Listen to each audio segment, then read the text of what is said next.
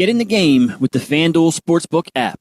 Bet on the NFL, NBA, NHL, MLB, soccer, golf, MMA, and more. Every sport, every market, right at your fingertips. Deposit instantly with PayPal, Venmo, or Apple Pay, starting at just $10. Win big and cash out fast. PayPal in 24 hours or instantly at retail sportsbooks. Available in over 20 states, FanDuel's app is your ticket to the action. Download the FanDuel Sportsbook app now. All right, Kevin. Man, I want to thank you for your time. Oh, we love you over here. Go ahead. But let me ask you a question, Joe. I was going to ask you this before.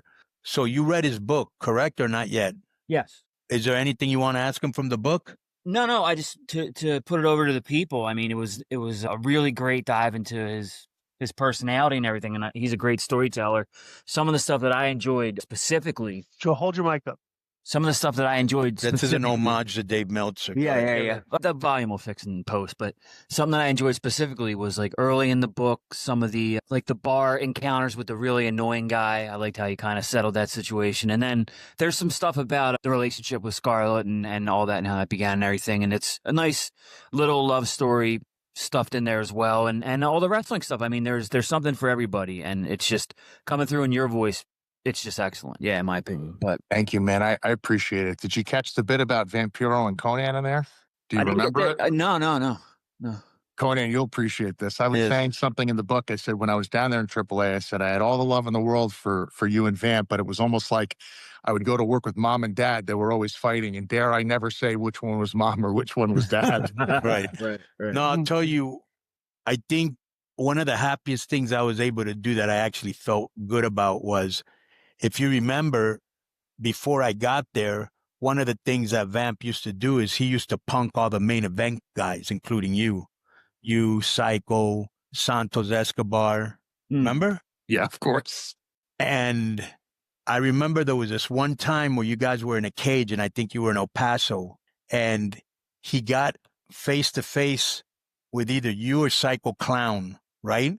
Yeah. And then he looked like he was going to leave the cage. And I go, okay, good. You put them over. No, he closed the cage, doubled down, and came back and got in your face. You can't do nothing. He's the booker, right? Right. So we did, I think it was the first or second day that I was there. If you remember, we did this spot where you ended up kicking his ass. Remember? Yes, I do. To get all the heat that he had taken from you. Yes.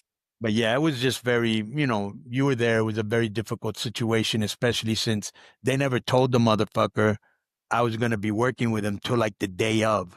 Yeah. It was, there was some creases tension to iron out. Yeah. But it always made me happy when I did see you guys kind of like learning to coexist, because I didn't know, no one knows your whole history with him unless you guys are talking about it. And there was a lot of history, which you covered. And it was like, for me personally, it was cool because I grew up watching the both of you and just the days where you guys weren't getting along. I remember there was one time, and you'll remember this. So I didn't know that Vamp was having cognitive issues. And I know you guys have broke his balls about that. Right. I know. Right. But hear me out. Yeah. I didn't know that he was having cognitive issues. And there was one day where you weren't there, and he was talking about pulling me out of a match because he was worried about the match. He was worried about me being able to climb out of the cage with the hole over the top. He's like, Kevin, you're over 270 pounds. Like, if for any reason. Match. Yeah. And so I had told you about that, not realizing how you were going to react. And you were fucking furious because you're in charge of the card. You're responsible for what is being promoted. And so when I mentioned that to you, you got pissed and you brought it up to him. And this motherfucker, I really don't think remembered telling he denied it.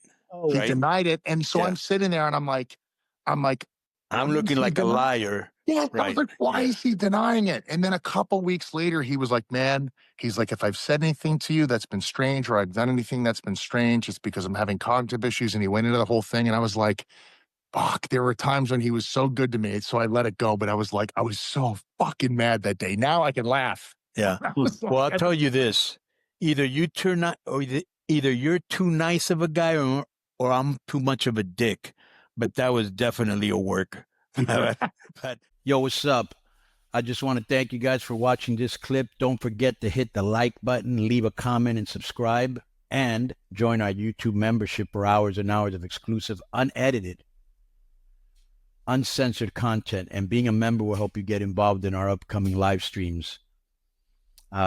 Thank you for your support. Thank you for riding with us. I know you got a lot of other podcast choices, be it wrestling or other ones. And thank you for picking us. Boom.